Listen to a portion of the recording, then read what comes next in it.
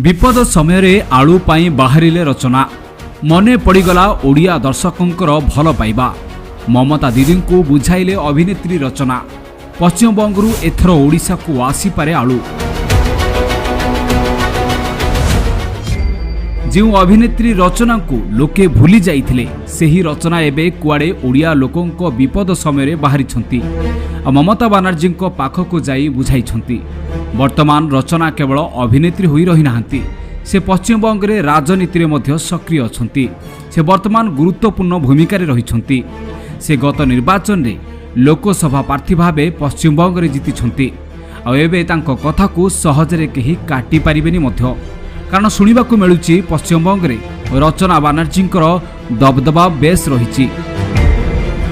तेबे आपण भी जानिथिबे आउ समस्त जानिछंती आलू हेउची नीतिदिनिया आवश्यक परिबाटिए जहा न हेले रोषेईटे घरे करिबा असंभव। एभली स्थले गरीब साधारण लोके 50 रु 60 टंका दे आलू किणी खाइबा सेही चिंतारे जेमिति मुंड टीण होई जाउछि। तेबे जेउ कष्ट ओडिसार साधारण लोके भोगुछंती सेही कष्ट को रचना मध्य कुआडे अनुभव करिथिबा कथा कुहा जाउछि।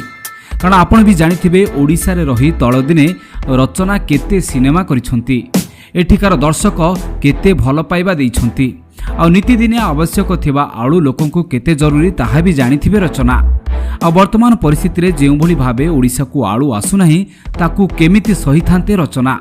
तेबे ओडिसा को आलू बंद करिबा परे अडुआरे पड़गले पश्चिमबंग मुख्यमंत्री ममता बानर्जी दीदी को नाली आखि देखाइछंती तांको राज्यर आलू व्यवसायी माने ओडिशा परी पश्चिमबंग रे मध्य आलू संकट सृष्टि होई पारे बोली एबा आशंका करा जाउछि। कारण दीदी को आलू व्यवसायी माने चेतावनी देइछंती जे ओडिशा को आलू न देले सारा देश को कुआडे भी सेमाने आलू देबे नाही। दुई राज्य मध्य आलू विवादर शीघ्र समाधान न हेले देशर अन्य राज्य को आलू रप्तानी बंद करदेबे बोली चेतावनी देइछंती। आ एभली स्थले रचना बानर्जी को नहीं हेउछि अनेक आलोचना। तेबे रचना हेउछंती ऑल इंडिया तृणमूल कांग्रेस जड़े नेत्री जी कि एबे 2024 निर्वाचन रे लोकसभा प्रार्थी भावे जीति जाइछंती। आ एही all India Trinamool Congress chairperson बा सुप्रीमो होउछंती ममता बानर्जी। तेबे कुहा जाए ममता बानर्जी और अभिनेत्री रचना बानर्जी भितरे घनिष्ठ संपर्क रहिछि। आ रचना बानर्जी कथा मध्य रखिथांती ममता बानर्जी।